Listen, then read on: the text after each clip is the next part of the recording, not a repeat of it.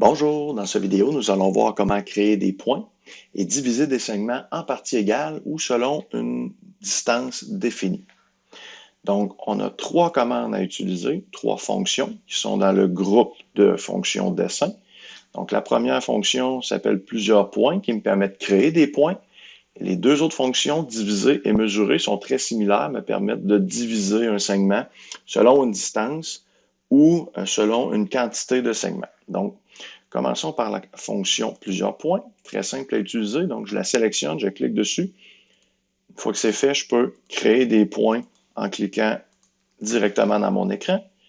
Donc, par défaut, le style de point est défini sur un style qui est très, très petit, presque imperceptible à l'écran. Donc, si je les sélectionne comme ça, par contre, je vois que mes points sont bel et bien présents dans mon dessin. Et si j'affiche les propriétés, on voit bien que ces entités-là sont vraiment nommées points par AutoCAD. Donc, c'est pas une ligne, c'est pas un rectangle, c'est pas un cercle, c'est vraiment un point. C'est le nom de l'entité.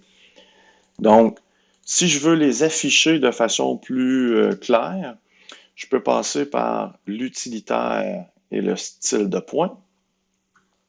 Je peux choisir un style d'affichage, donc par exemple un X comme ça.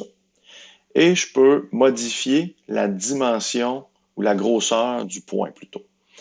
Et la grosseur du point peut se définir selon deux paramètres, soit en pourcentage de la taille de l'écran, donc ici je serai à 2%, ou le définir en taille absolue, donc 2 unités par exemple, de haut et de large.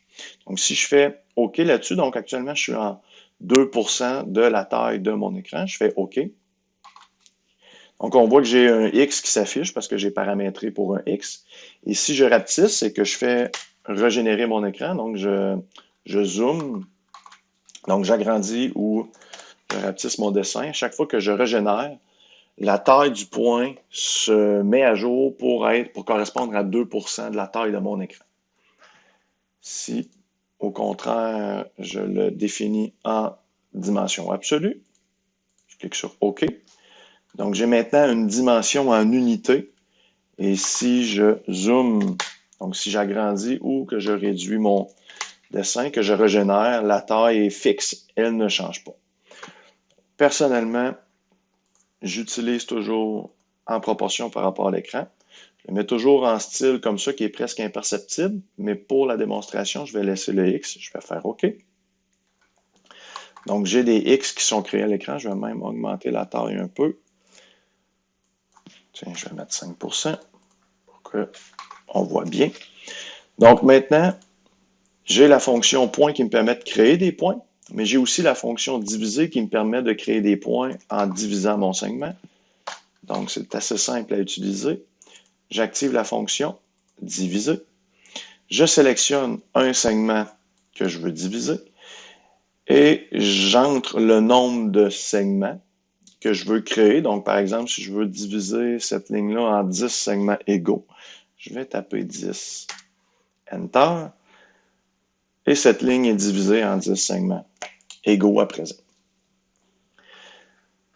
Si j'efface mes points et que je fais la commande mesurer, donc c'est presque identique par contre, donc je sélectionne ma ligne. Au lieu de spécifier le nombre de segments, je vais spécifier la longueur des segments. Donc ici, j'ai une ligne qui mesure, je vais valider, tiens, je vais mettre une cote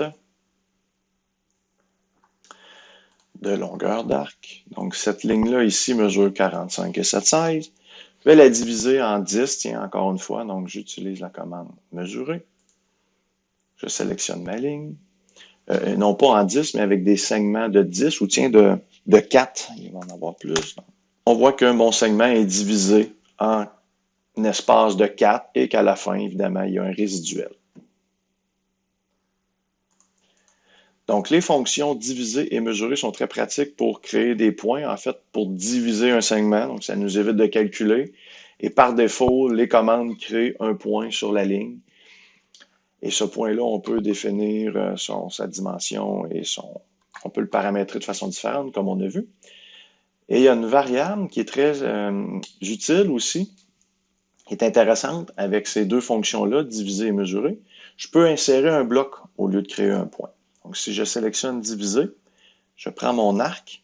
Tiens, je vais le faire sur une ligne droite pour commencer. Je vais prendre donc diviser. Je sélectionne ma ligne.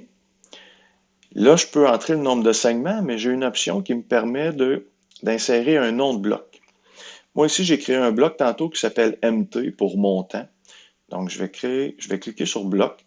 Je vais entrer MT au clavier, Enter. On me demande est-ce que je veux aligner ou non l'objet. Je vais me contenter de cliquer sur oui ou cliquer Enter puisque le oui est déjà par défaut. Et je vais lui donner le nombre de segments. Je vais dire créer 10 segments. Donc, on voit que au lieu d'avoir divisé en 10 segments à la l'aide d'un point, c'est un bloc qui s'est inséré, un bloc ici qui représente un montant qui est coupé. Donc, dans le cas d'un arc comme ça, je peux facilement diviser un montant, un muret courbé en espace égal.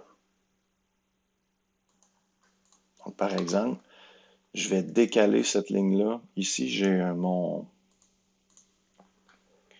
montant qui a 3,5. Donc, je vais décaler ce segment-là de 3,5 pour créer mon muret. Voilà, disons que j'ai un muret comme ça. Je vais tracer une ligne entre les deux. Je vais créer une nouvelle ligne au centre. Donc, je vais faire un décalage en utilisant 2 points de référence, comme ça. Donc, je fais un décalage de ma ligne. Je vais utiliser la commande diviser. Je vais diviser ce segment-là je vais le diviser en 6 segments, par exemple, si je veux 6 montants. Oups, j'ai oublié de spécifier que je veux un bloc. Donc, je recommence. Diviser.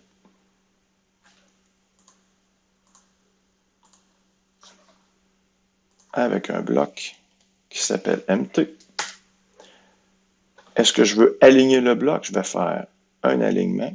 Donc, l'alignement, vous allez voir, c'est ce qui me permet d'aligner vraiment avec la courbe le segment. Donc, je vais cliquer sur oui pour tout de suite, vous allez bien comprendre. Le nombre de segments, tiens, je vais le diviser en 10. Donc, on voit que mon bloc s'est aligné avec la courbe. Si je fais la même fonction sans aligner, mon bloc va toujours être inséré dans le sens où il a été dessiné. Donc, le bloc va toujours être à la verticale au lieu d'être incliné dans les extrémités comme ça.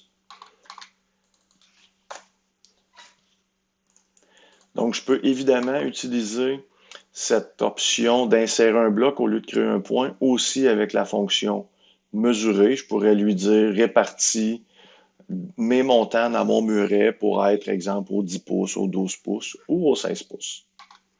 Donc, voilà pour les fonctions diviser, mesurer et style de point.